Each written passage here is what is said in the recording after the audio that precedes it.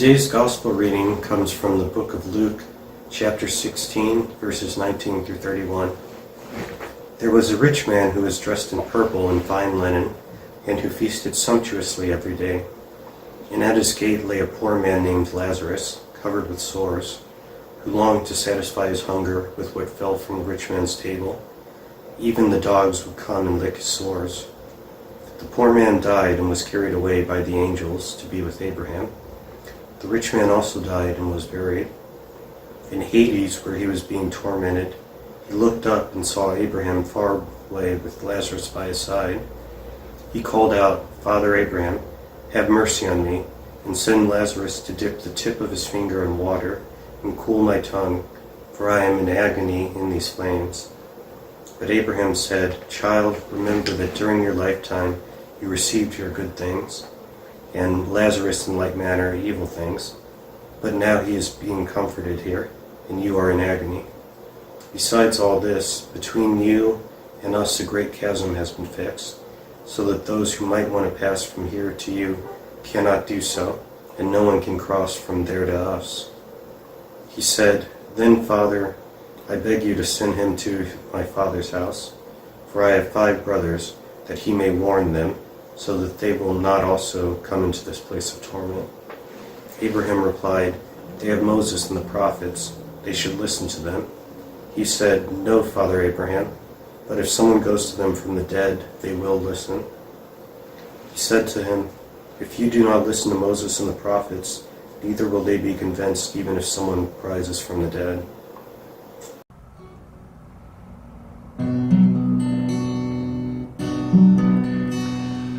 Live in charity and steadfast love. Live in charity, God will dwell with you.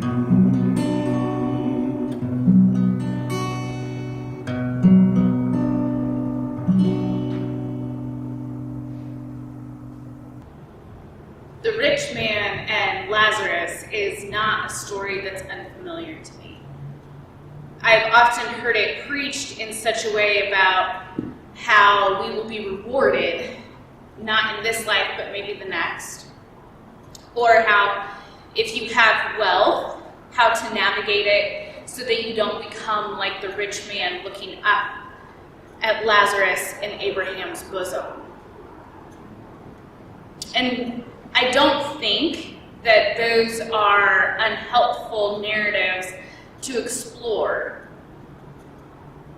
I do think, though, they limit and keep us from exploring how this text applies to the here and now without the desire to defend whatever wealth we might have, or the desire to say the poor will always be among us, so what else shall we do? Apocalyptic text, which this parable fits, what happens in the end times, or what happens after this life, rarely have so much to do with what actually happens in the end times or after this life as they do with life here and now. I wish somehow the rich man and Lazarus could have seen each other, could have been engaged with each other, could have seen one another and been in relationship with each other. In their own ways, each providing salvation in the here and now for the other. Salvation meaning healing. Both men needed it.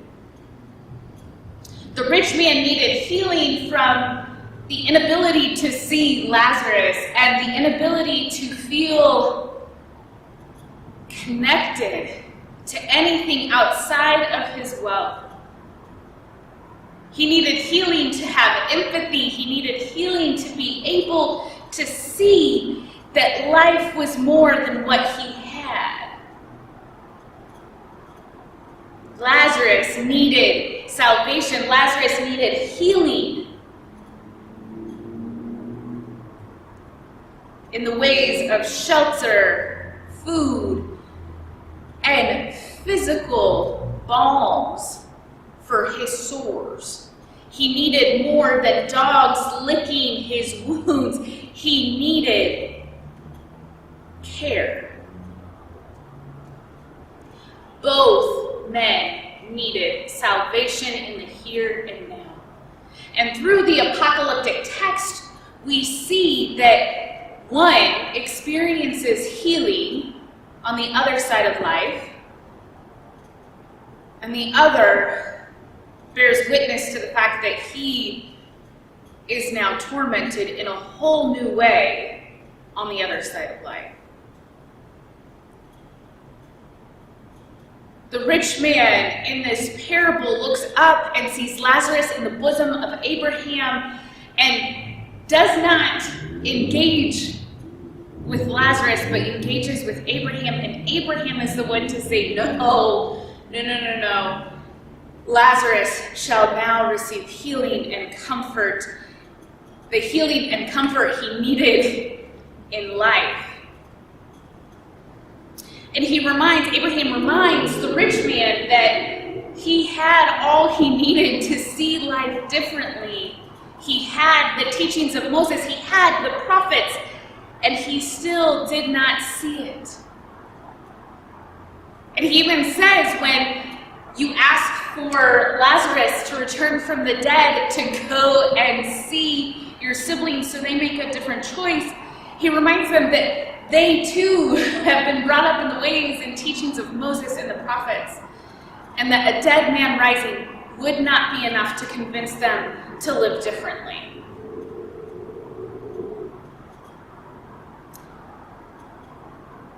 We are in this season of Lent. This week we're exploring what it is to journey a little bit further to the cross. The here and now sometimes can feel daunting and not encouraging, so we look at the life after because we've been given promises of what it could be. And in doing so, sometimes we miss the promises we have been given for the here and now. If the here and now did not matter, Christ would not have been born in flesh.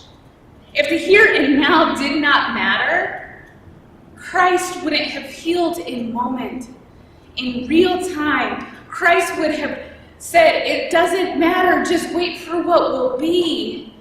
But Christ continually turned everyone to the present moment, to the salvation in the here and now, to the healing we need.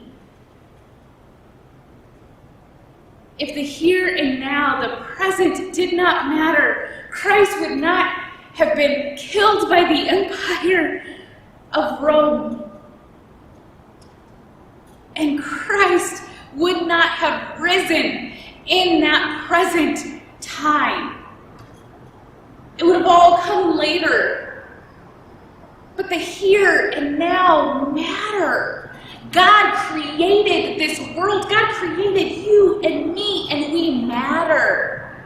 Not just what will be, but what is.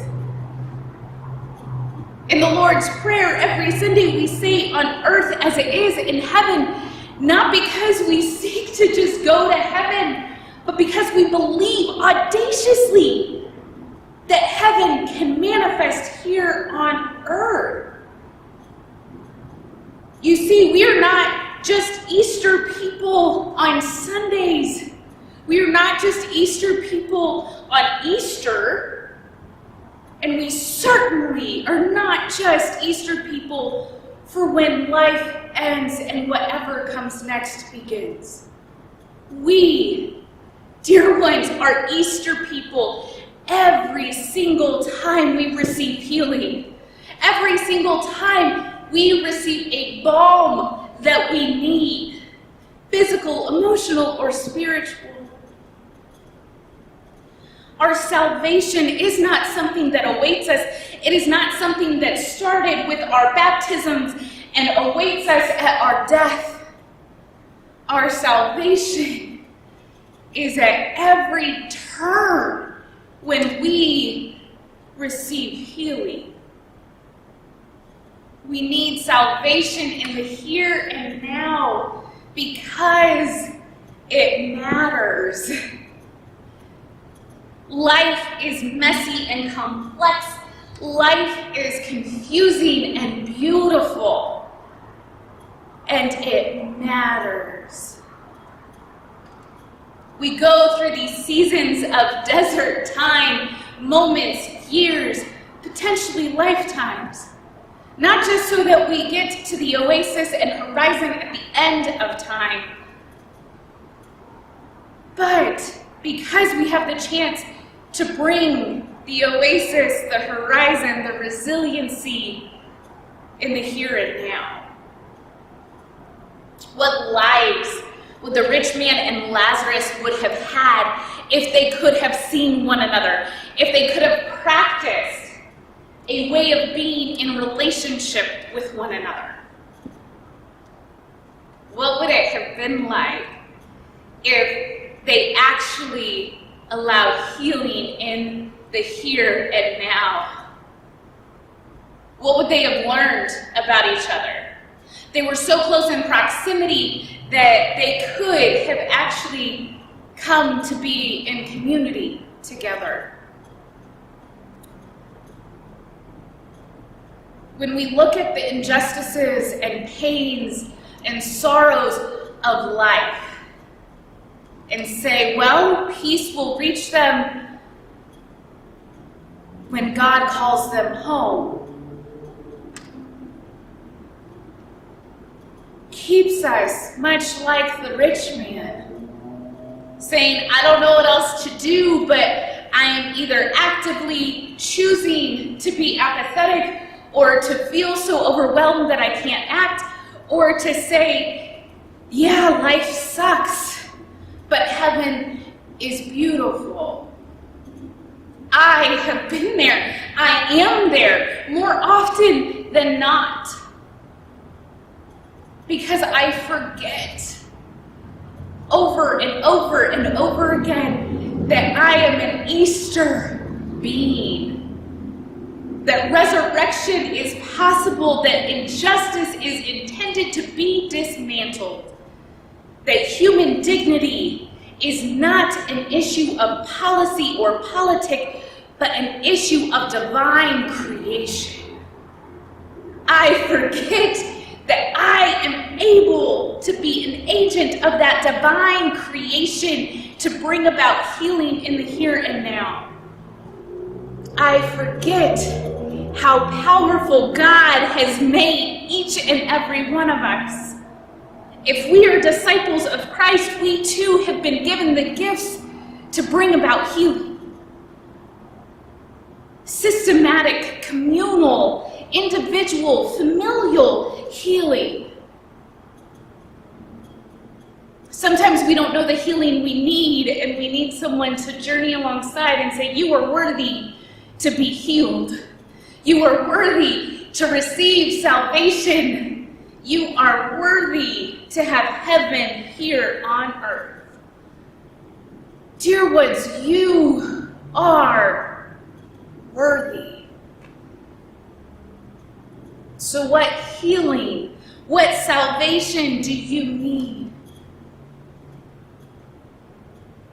Are you Lazarus who needs somebody to help stop the systematic ignoring of one's wounds?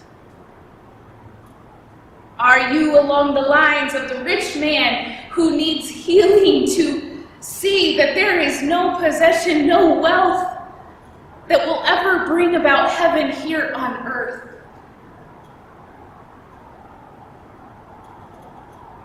How might you need healing this Lenten season? And how might we, as part of your community, help bring it about? I struggle with the term salvation because it was brought about in my tradition growing up more as a fear-based. You don't want to be where the rich man is in Hades. You don't want to burn. You don't want to be away from heaven and those streets of gold.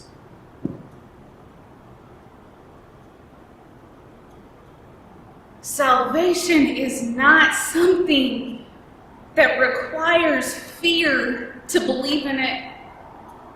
Salvation, its collective narrative throughout Scripture, has always been an invitation to be made well. And if that's not convincing enough, then I think we have bought into the lie that we are so unworthy that the only thing we can do is to pray we don't end up in hell. And I think when we stay in that space, we realize that we have created hell here on earth.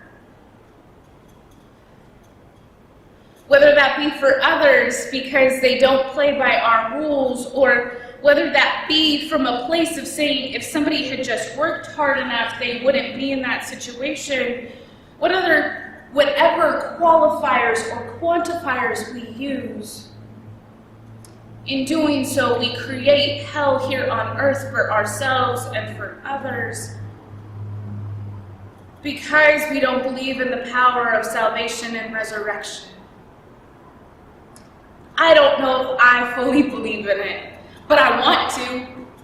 I want to be so foolishly in love with God that I believe heaven can be in the here and now. Why? Because, beloveds, we deserve it. We deserve a world that is full of peace, love, grace, and mercy. We deserve it because God created us for it. God did not create us to experience hell here on earth. So how might we be the ones who bring about healing? How are we the ones that can see others and say, I need you just as much as you may need me? Let us create heaven here on earth. If we believe what we say we do about Easter Sunday, may it be more than just one Sunday. May we truly be resurrected people who will risk whatever privileges or comforts or false salvations so that we can experience wholeness and belovedness and deep soulful wellness in the here and now. I can't tell you what happens once we die, but I can tell you that for many, their only hope for salvation comes upon death. And that, dear ones, is too long to wait for salvation. That is too difficult of an existence. Christ dwelt among us to bring heaven here to earth. He tore apart the curtain that divides the here and the next so that we could have this beautiful space of in-between. This liminal space, these thin spaces where it feels as if the divine is right here. So let us draw from that resurrected Easter power of love and transformation so that we can bring about salvation in the here and now. Let us not wait for somebody from the dead to come back and warn us. For we have the teachings of Moses and the prophets and the life and ways of Christ. We have the warnings and invitations we need. May we be different than the rich man in this way, that we listen to those warnings. May we respond to that invitation, and may we bring about salvation at every turn and chance we get. For dear ones, this life matters. You matter. And God is always ready to bring about salvation for each and every one of us. Let us lean in to that redemptive, reconciliatory work. You are worthy. Salvation is calling. May we respond with the audacious joy of being Easter people. Amen.